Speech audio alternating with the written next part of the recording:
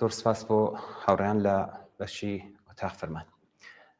لە بەشی یەکەمدا باسمان لە یەکێک لە دڕندانەترین ئامرازەکانی ڕژیمی ئێران کرد کە بریتی بوو لە ئێدام، چەکێک کە ڕاستەوخۆ جەستە و ژیانی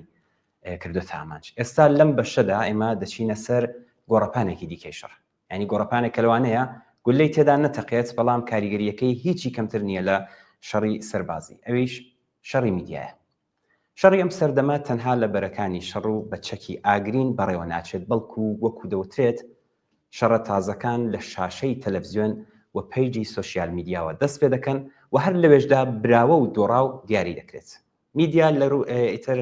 لە ڕۆماڵکەری شەڕەوە بووە بە خودی چەک و گۆڕەپانی شەڕەکەشە. جا بۆ ئێمەی کورد کە نەتەوەیەکین بێدەوڵەتەوە بەردەوام لە بەرگریکردنی مافەکانماندان تێگەشتن لەم شەڕە میدیایە تەنها بابەتێکی ئاکادمی نیە، بەڵکو و پێداویستێکی ژیانیشە، چونکە ئەو شەڕی لە ڕێگەی میدیاوە دژمان دەکرێت تەنها شەڕی سیاسی و پرۆپاگەندە نیە، بەڵکو شەڕێکە لەسەر مێژوو کولتور زمان و تەنانەت ڕەوایەتی بوومان. بۆیە جا لەسەرم باسە ئەم شەومە ئەم پرسیارە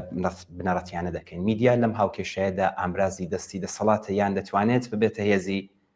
جەماوەر؟ کاتێک میدیای ناوچەکە وەک میدیای فارسی لە نێوان بەرەجیاوازەکاندا دابەش بووە، چارەنووسی دەنگی سربەخۆ چییە؟ و لە هەمووی گرنگتر ئەرکی ئێمە چییە؟ چۆن دەتوانین لە کوردستان میدیایەکی سربەخۆ و کاریگەر بنیات بنین کە بتوانێت لەم شەڕەدا بەرگری لە بەرژەوەندیەکانمان بکات؟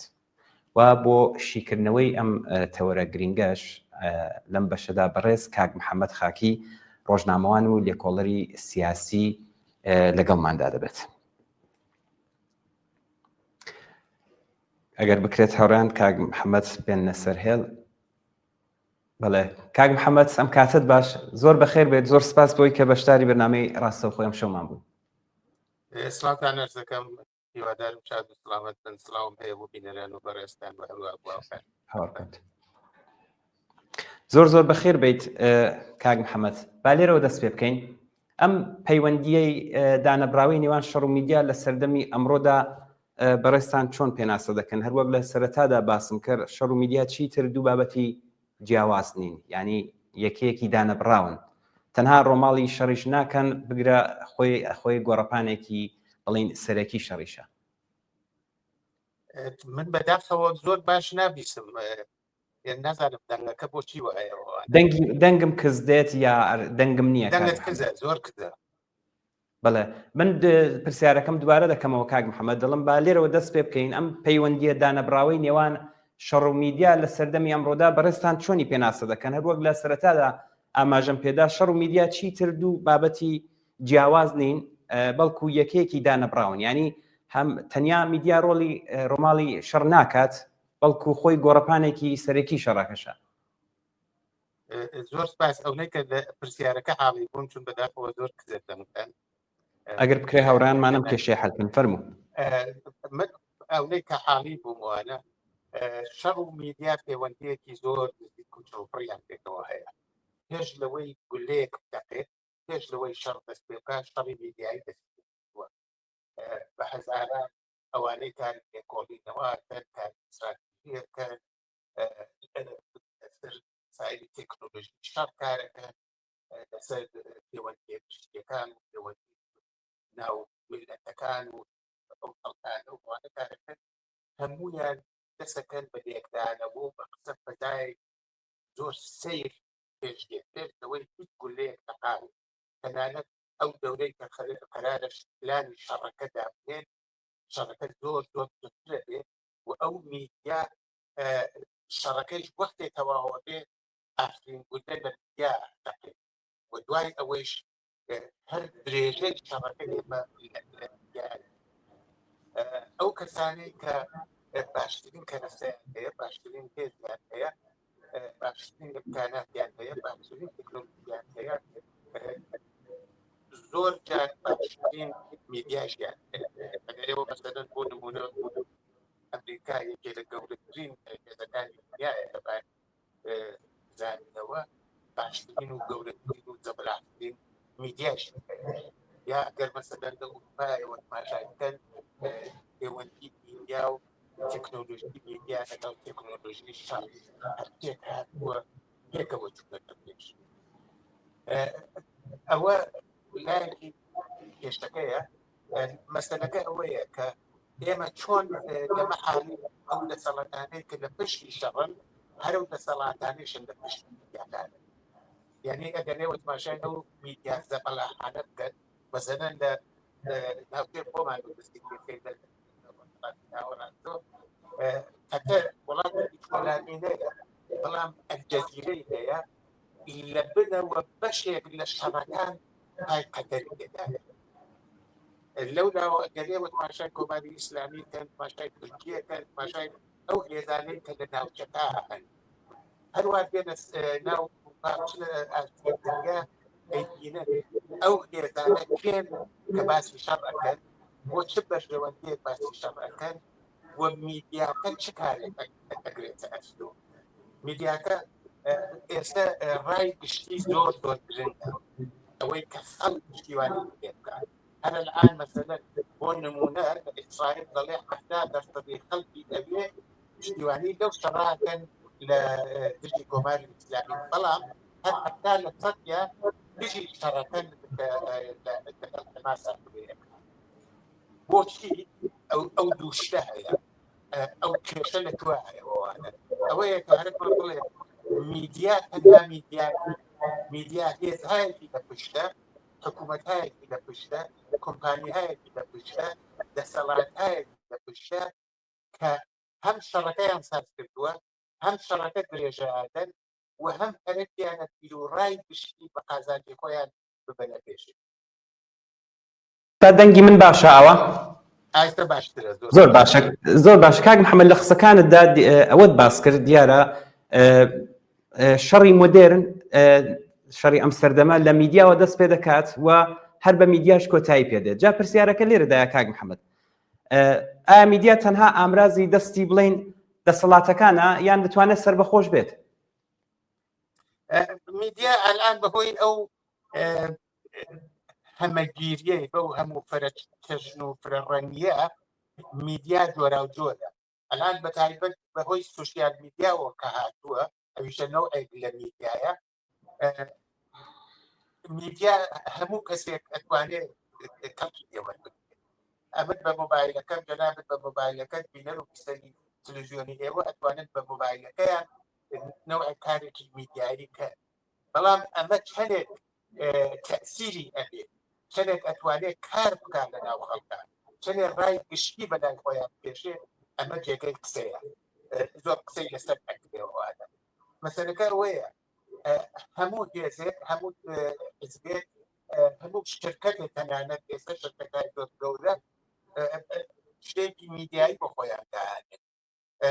باڵێکی میدیاییان هەیە ئەگەر مەسەلەن ئێوە تماشای گەورەترین شرکەتای دنیاکەن بە نەوعێک هەرێکیان لە دەستگاه میدیاییەکان یا ڕۆژنامەیەک بێ یا تەلەڤیزیۆنێک بێ بکەون ئەوەیە کە دەکرێت میدیایەکی سەربەخۆ بێت دەکرێت میدیایەکی ئازاد بێت دەکرێت میدیایەک بێ بۆ ئازادی بۆ بەرابەری بۆ هەموو ئەوانە هەڵبە بەڵام مەرجەکە ئەوەیە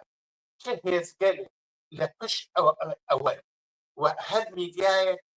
کێ لە پشتێتی مەسەلەن ئێوە بۆ نمونە تماشای میدیای فارسی ئێستا بکەن بۆ نمونە بەسەرە دابنێت دوو تەلەڤیزیۆنی فارسی کە سەرەکیەکانن ئیران ئەنتەرناشناڵ و بیبیسیە ئەو پوڵ و پارەی کە بۆ ئیران ئەنتەرناشناڵ دێن لە کۆ دێن کەس نازانێت ئەنواعی خەبەر هەیە ئەو شەڕی کە سازیان کردووە ئەو شەڕێکی لە بین ئیسرائیل و ئێران هەیە یا بەردەوامە دەڵێن ئاتەشبەس نییە ئاتەشنابەسە یعنی بەنەوعێک هێشتا شەڕەکە درێژەی هەیە کەی لە یەک بن ئەوە باسێکی ترەوەوانە وەختێک ماشایەکەی پوڵ و پارەیەکی یەکجار زۆر لە پشت میدیاکانە لەولاوە هێزهایەک هەن کە دەسەڵاتیان وە قازانجیان لە شەڕەکە هەیە یا قازانجیان لە کەسکردنی لایەنێک و بەهێزکردنی لایەنێکی تر هەیە بەڵام حتمما میدیای سەربەخۆ هەیە بەڵام هەم دەسەڵاتە ئەگەر هەرێکمان بێ بەڕاستی ماشاکەیت مەسەلەن لە وڵاتێکی وەکو ئێرانە یا مەسەلەن هەرێک کوردستانە ماشاکەیت بۆ نمونە ئێمە چەندێک میدیای سەربەخۆمان هەیە کە میدیای بینە بێ یا کۆمپانیەکی گەورە لە بینە بێ ئەوە ناکرێت بەڵام ڕێگە هەیە بۆ ئەوە کە ئەو هێزانە ئەو کۆمەڵگای مەدەنیە ئەو هێزانەی کە بۆ دموکراسی بۆ ئازادی حەو دەدەن لەسەر حەدی ئەقەلێک بێتەوە کۆ پلانەکەمێک دیاری بکەن مەسەلەن دای بنێن ئەو بەرنامەی پێشوویەوە لەسەر مەسەلەی ئیعدام بوو ئێمە دەبێت ئیعدام لا دەبێت شکنجە لا بکرێت دەبێت زندانی سیاسیمان نەبێت دەبێت ئازادی ببێت دەبێت ئازادی بەرامبەری ژنوپیا و ببێت دەبێت خشونەت عەلەیهی مناڵان نەبێت دەبێت بەهای اجتماعی بێت دەکرێت لانیکەنێکدا بنێ بۆ میدیا لەسەر مەسەلەی ئازادی بەیان ئازادی تاقە کەسماتی مرۆڤ میدیایەک دروست بێت ئەتوانن تەنانەت هێزهایەکی جۆراوجۆر لە پشت میدیایەک و لەسەر ئەو لانیکەمە پێ بۆ بکارکە مەساحت بۆ نمونە ئێمە لای ئێمە لە ڕۆژهەڵاتی کوردستان بۆچی حزبەکان ناتوانن بۆ نمونە لەسەر میدیایە کە لانیکەنی هەموویانی تیابێ پێکەوە کارکەن ئەوە دەتوانێت بە یەک دیسیپلیشیان بکات ئەوە دەتوانێت 100% هیچ لایەکی تیا نییە بەڵام ئەگەر بەرابەری بە ئازادی بە حقوقی دموکراتیک بە مافی مرۆڤ بەو ئەرزشە ئینسانیانە باوەڕیان هەیە دەکرێت میدیا پلاتفۆرمێک دوان ببێ پێویست ناکە هەر حزبێک بەجیا مەسەلەن ببێ ئەوە هەیەی بۆ خۆی بابی بێ بەڵام میدیایەک بێت کە ئێمە بتوانین بڵێن ئەوە بەشی هەرە زۆر کوردستان بە نۆعێک لەو ڕەنگدانەوە و ڕەنگدانەوەی ئاواتەکان و مارتەکان ئەمە پێم وایە دەکرێت بەڵام کاری هەرەکە و تەحمڵکردنی یەکتری هەرەکە و زیاتر ئەوەی دەوێت کە ئێمە تماشا بکەین لە چیا شەریک و هاوبەشین نە لە خاڵت پیاوانەکانەوە. کاک محەممەد حتمما دێمە سەرە و بەشەی کوردستان میدیای کوردستان چ بە حیزبی چ ئەگەر سەربەخۆ میدیاکان کار دەکرێت بەڵام نمونەیەکی میدیا فارسی زمانەکانت تێناوە کە بە عام لەژێر کاریگەری مثلەن زلهێزەکاندان ینی بەعام بە دوو دانە بەشدا بەش کراون مثلەن یا ئێران یا ئیسرائیل ینی دا بەشکراون باشە بۆ شتێک ئەمان وانیشان دەدەن کە میدیایەکی سەربەخۆن بۆچی ئەمدە کەم دەسەڵاتن ببوورە ئەو چیکەی ئاخری دیسان و دەنگ ڕۆیی ئەکرێت داوای زیارەکە باز دەکەمەوە نمونەیەکت هێنا لەسەر میدیا فارسی زمانەکان کە بەعام لەژێر کاریگەری مەسەلەن دەوڵەتەکاندان زلێزەکاندان مەسەلەن بەعام بە دوو بەشدا بەشکراون یا بەرێ لانی ئێران دەگرن یا مەسەلەن لانی ئیسرائیل دەگرن بە خۆشیان پێ میدیایەکی سەربەخۆیە بەڵام زۆر کەم دەسەڵاتن هۆکاری چییە؟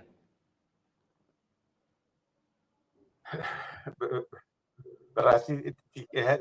هەموویم نەبووی داوای لێبوردنەکەم خواش کاک محەممەد پێمان کێشەی دەنگەکە لای خۆتانە ئەگەر بکرێت ئەگەر گوشیە یا لەپتابە دەنگەکەی چەکێک بکەن ئێمە دەینەوە خزمەتتان باشە بێت ئەحمەد جارێکی تر ئەگەر بتوانانی پرسیارەکە ئەمکەی بەڵێ دەنگی من دێت کاک محەممەد ئێستا ئایستە بەڵێ باشە نمونەی میدیا فارسی زمانەکانت تێناوە کاک محەممەد پێشەوەی کە بچینە سەر میدیا کوردیەکان پێم باشە پرسیاری ئەمەم جواب دەیەوە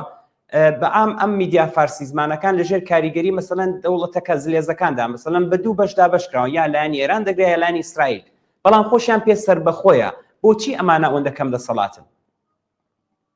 ئەوەی کە هەموو کەسێک بەخۆی دەڵێ سەربەخۆ ئەوە مەرج نییە بەڕاستی ئەگە ئێوە تماشای بکەن ئەو میدیانە کە هەیە لە پێش لە هەموو شتێک کێ لە پشتێتی یعنی پارەی ئەو میدیا کێدا ئەوە زۆر شت دیاریەکە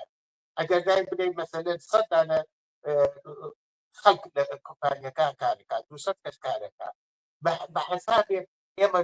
لانی کەم لە 20 ملیۆن لانی کەم 20 ملیۆن دلار یا یۆرۆمان بە ساڵا ئەوێ بۆ 100 کەس بۆ 100 کەس بۆ 120 کەس لانی کەم ئەگەر ڕێکیان بێ ڕقابەتکەن لەگەڵ لایەنەکانی ترەکەن ئەو پارە لە کوێ دێ ئەوە یەک چه حکوومەتێک لە پشتی ئەوە دوو بۆچی ئەسەن بۆچی دروست کراوە ئەو میدیا هەرێکی بۆ دواو بە چه شتایەک باتەوە دوایەوە هی مدیریەتەکەی چه سیاسەتی سەر بە کام لایەن کرد ئەنان مەسەلەنە دەرێوە تماشای بکەن لە شەڕی ئێران و ئیسرائیلدا ئێمە دیمان بەشێک لای ئیسرائیلە چوون بەشێکی یەکجار زۆری بڕێک لە ناسیۆنالیستە تۆدرەوە ئفراتیەکانی ئێرانی لەگەڵ بەشێکی بەرچاو لە سەڵتەنەت خوازان هەموو ئەوانە پڕی شاتی دیوانە ئەوانە بەلای ئیسرائیل ئاڕۆژن بەڵام بەشێک دیسان و لە ناسیۆنالیستەکان بەشێک لە ئیسلاح تەلەبانی حکوومەتی بەشێک لەوانە بەلای ئێران ئاڕۆژتن ئەگەر بی تماشای ئەمە بکەیت لێ باشە ئەمە چی بە ئێوە نیشانەدا کە ئەمانە پێک هاتوون ئەم میدیانە خزمەت بە مەنافع و بەرگەوەندی حکوومەت‌هایە هێزهایە سیاسەتهایە بکەن کە لە وەختی وا تا ئێستا تا شەڕەکە پێشەهات هەموو ئەیانوو مەسەلەن ئێمە دژی کۆماری ئیسلامین دژی ئەوەی بەڵام ئێستا هەرە شتێک کە دیمان ئانی خۆی حزبی توودە و ئەکتەریەت لە شەڕی ئێران و عێراق و ئەیوب بەشێکی بەرچاو تەنانەت لە هێزە چەپەکان لە ئەوانەی کە تا دوێ لە ئەیانوو مخالفی کۆماری ئیسلامین دەڵێ کێشەی ئێمە ئێستای تر کۆماری ئیسلامی نییە بۆتە میهەنی ئێمە وڵاتی ئێمە یعنی بە جۆرێک هەرێکیانە شانسێکیش بنەوە بە کۆماری ئیسلامی تۆ دەکرێت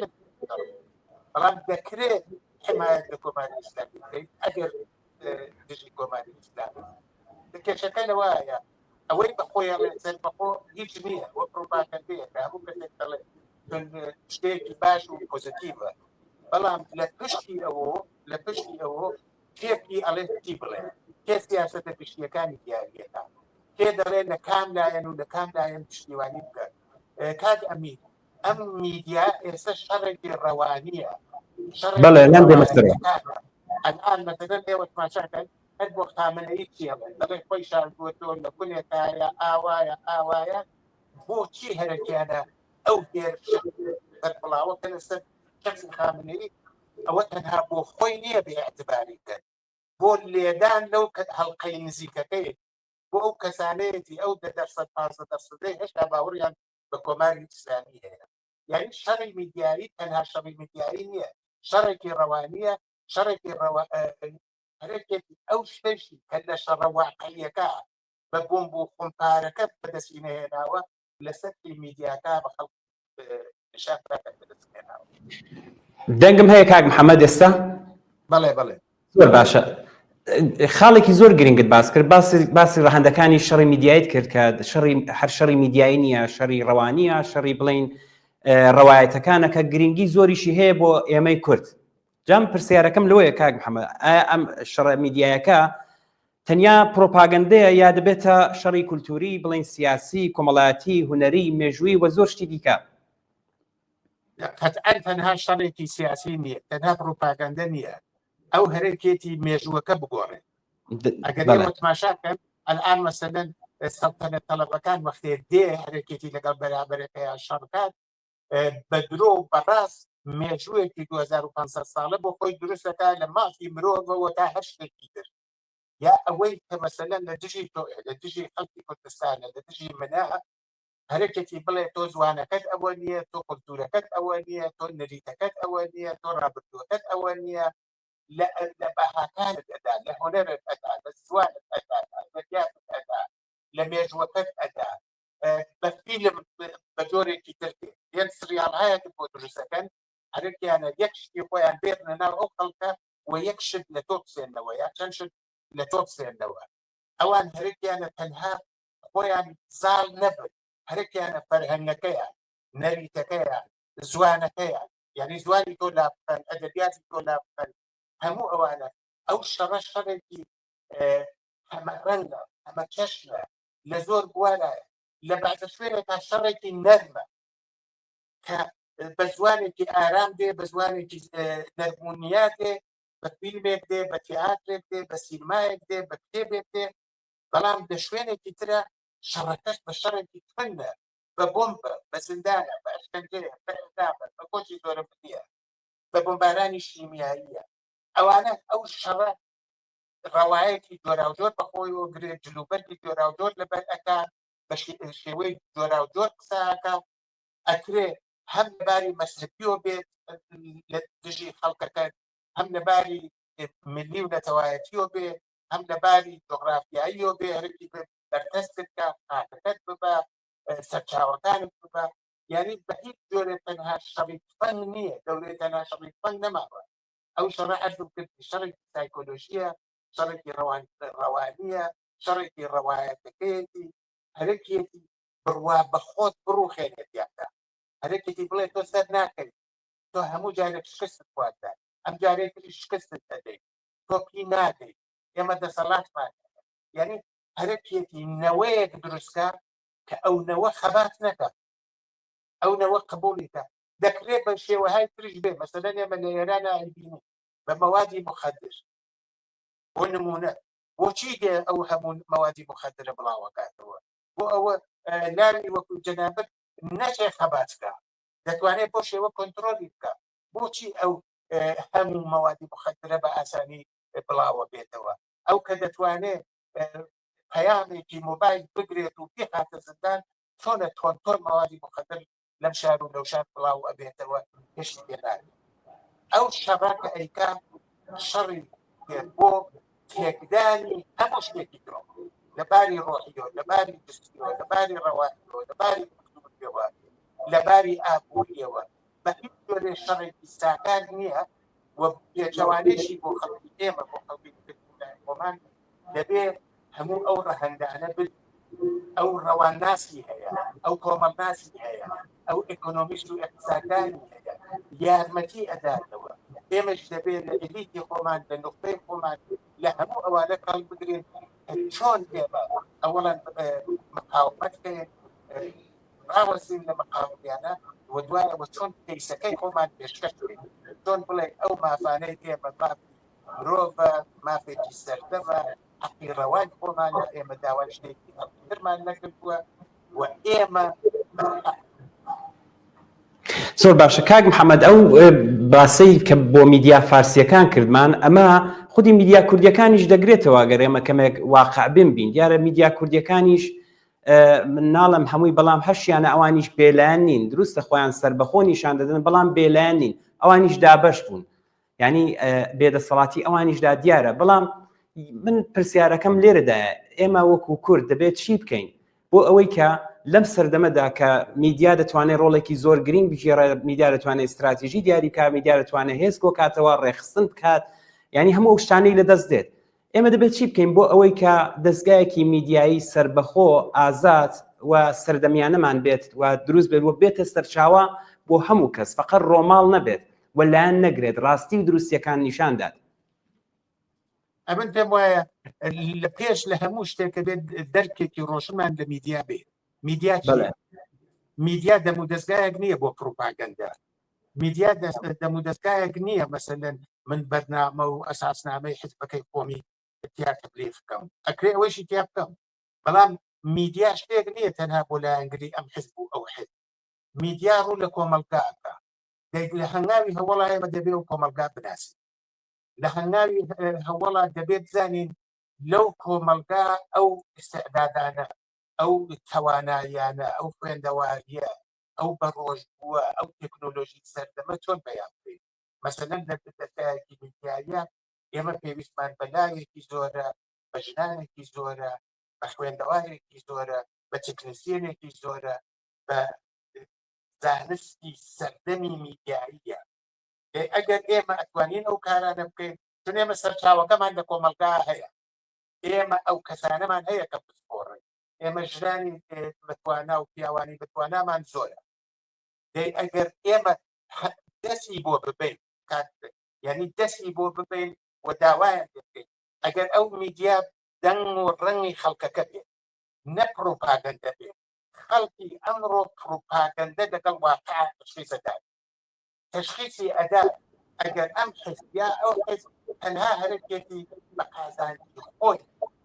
قسە بکات، نە بە قازانجی خەڵکەکە.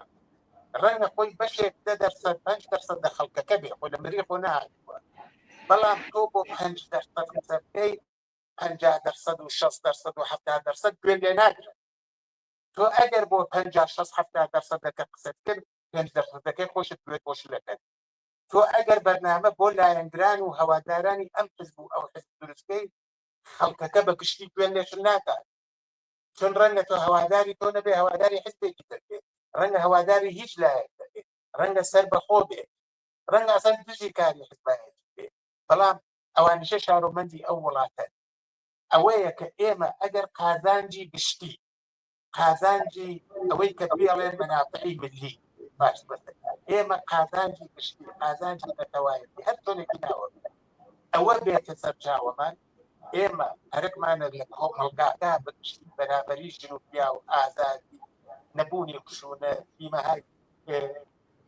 چی ئەوانە باسکەی بە باوەڕی من خەڵکەکە باوەڕ پێەکە ئەوە لایە وەلایەکیشی ئەوە زۆر درنگەکان ئەو کوردستانە یا ئەم وڵاتانەی ئێستا ئەم کۆمەلگایەشە هەمە ڕەنگە هەمە چەشنە ئەگەر ڕنگ بداتەوە لە بەرنامە و لە تلویزیۆنەکەی ئەم حزبیا ئەو حزبا خەڵک گوێی بۆ بگرن بەڵام ئەگەر ئەتۆ هەر دەنگێکت هێنا و هەر ڕەنگێکت هێنا ڕەنگەکانی تر و دەنگەکانی تر پێشبێخران خەڵکەکە بەگشتیە ڕەنگە هەواداری خۆت بێت بۆ چکە ڕەنگە دۆستی خۆت بێت بۆ چکە بەڵام خەڵکەکە پەراوێش دەکات چون ئەزانێت دەنگی ئەو نابیترێتەوە ڕەنگی ئەو نابینرێت ئەوەیە من پێم وایە ئێمە ئەو ئیمکانەمان هەیە بەڵام جیکەڵامی ئەوێ و تشخیصی ئەوێ و ناسینی ئەو کۆمەلگای ئەوێ کە قازانجی حزبەکەیشی تایە بە باوەڕی من چون ئەگەر ئەو ڕوو کاتە 70-80% کۆمەلگاکە قەتعەن وایە بەشەکەی خۆی زیاتر بێ ئەگەر 5% ڕێیەکەی هەیە ئەگەر 10% چ هەڵبژاردن پێی کۆمەلگاکەی هەیە ئەی کاتە 12% ئەی کاتە 13%. بەڵام ئەگەر ڕوو کاتە ئەو 1000 ئەندامە و 2000 ئەواندارە و 5000 نازانم بنەماڵەی پێشمەرگە و چی و ئەوانە ئەوە جۆرێکی ترە نەتیجەکەی ئاکامەکەی ئێمە بەداخەوە ئێمە ئەوە بینیم چون ئەوە لە کوردستانە ئێمە بۆ خۆمان نەزانین میدیای حکوومەتی خۆی مەقسەی لەسەر تاکێ میدیای سەربەخۆ بەداخەوە زۆر کەمە سوسیال میدیا من پێم خۆشە ڕۆژێکی واسم بەرنامەیە لەسەر سوسیال میدیا دابنێن هەمزانی دەوری باش و خراپی سوسیال میدیا چییە و چۆن نتوانین باشتر کەڵکی دێوە بەڵام من ئەو میدیا ڕسمیەکان لەوەی کە تلویزیۆنێکی هەیە لەوەی کە ڕادیۆ لەوەی کە ئەتوانێ و ئەو ئیمکاناتی هەیە بەرنامە بڵاوکاتەوە بەداخەوە من هەرێکمانەکە ئەوە بڵێ بەهۆی ئەوە لە تەکنیکی ڕۆژ نەیتوانیوە بەو شێوەی پێویستە و دەنگدانەوە و ڕەنگدانەوەی گشتی تیان نییە و هەرێکی بووە تەنها سیاسەتێک تەنها بۆچوونێک لە ناو کۆمەلگا بڵاوکاتەوە ئەوانە ئیجازەی ڕستەکردنیان بووە زێر بەگشتی نەیتوانیوە ئەو جێگەی خۆی پڕکاتەوە بۆیە خەڵکەکە بە دوای میدیای تر ئەکەمێت خەڵکەکە ڕووەکەنە میدیای تر و ئەگەر ئێمە خەڵکەکە ڕوو نەکەنە میدیای خۆمان ئەوە نەبینن دەچن پێویستیەکانیان لە میدیای تر وەرێنن و ئەو میدیانە بڕێکی بەڕاستی نەتەنها نەیان دشمن دا ئەوەی بە باوەڕی من پێویستە کە ئێمە حەولێک بدەین میدیایەکی فرێڕەنگ میدیایەکی فرێچەشن میدیایەکی ئازاد میدیایەکە ئازادی بەیانی تیان تەنزمین بکرێت. زۆر باشە کاک محەممەد بەداخەوە ئێمە بەرنامەکەمان ڕوو بە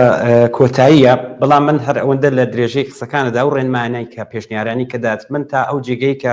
خۆم ئاگادارم ئێمە هەوڵمان داوە ئەم شتانە ڕعایەت بکرێ حتا بیرجیاوازیشمان هێناوە ئێمە لە تلویزیۆنی خۆماندا لەسەر زۆر شتی دیکەش باس کراوە و ئەمە پێشنیاریەکانی تۆش و ڕێنماکانیش حتمما ئەگەێنین دەستت خۆش بێ زۆر سپاس دەکەین بۆی کە بەشدار بوون کەمتر لە یەک دەقا من پرسیارێکم نییە ئەگەر لە خۆتان لە کۆتاییتاندا دەتانێت ئاماژە بە خاڵێکی نەوتراو بدەن فەرموون. من مەبەستم یەک حزب و دوو حزب نییە من مەبەستم تلویزیۆنی ئێوە یا تلویزیۆن من حاڵە گشتیەکان ئەڵێ تا ئێستا نەریت وا بووە ئەگەر ئێوە تماشای هەموو حزبەکان لە چەپەوە لە میانەوە لە ڕاستەوە ئەوانە سیاسەتی خۆی لە میدیا بەگشتی بەشی هەرە زۆر سیاسەتی خۆیان هەبەرێ پێشە حەقیشیانە لەبارێتەوە بەڵام من قسەی ئەوەکەم لەبەرۆ ئەگەر تەئسیری ببێت و بتوانێت کارێکە و بتوانێت کۆمەلگا باوەڕی پێ بکات و بتوانێت ڕەنگی جیاواز و خەڵکی جیاواز و دەنگی جیاوازی دارێت ئەوە یارمەتی خودی حزبەکەیشە. من بۆ خۆم جەمبەندیم لە کاری میدیایی تا ئێستا ئەوەیە ئێمە بەداخەوە هێشتا میدیایەکی وامان نییە زۆر دوور نین ئیمکانیشمان هەیە پێکی بێنین بەڵام ئەوە پێویستیەکی سەردەمە چون ئێمە شەڕێکی گەورە پێش ڕێگەی پێگرتووی دێر یا زوو واردی ئەو شەڕابێت و ئەو شەڕێژ لە میدیاوە دەست پێ تا جۆرە ئەرزم کردی لە میدیاژە خۆدایی بێت. بەڵێ زۆر سپاس دەکەین کاک محەممەد خاکی ڕۆژنامەوان و لێکۆڵەری سیاسی بۆی کە بەشداری بەرنامەی ڕاستەوخۆ بوون. سپاس بۆ ئامادەبوونتان. سپاس لێرەش.